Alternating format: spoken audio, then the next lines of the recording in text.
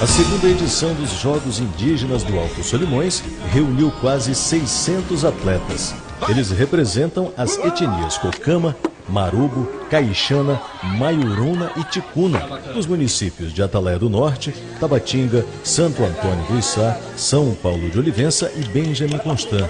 A comunidade Ticuna Filadélfia de Benjamin Constant foi o palco das inúmeras provas, como arco e flecha, zarabatana, futebol e tantas outras.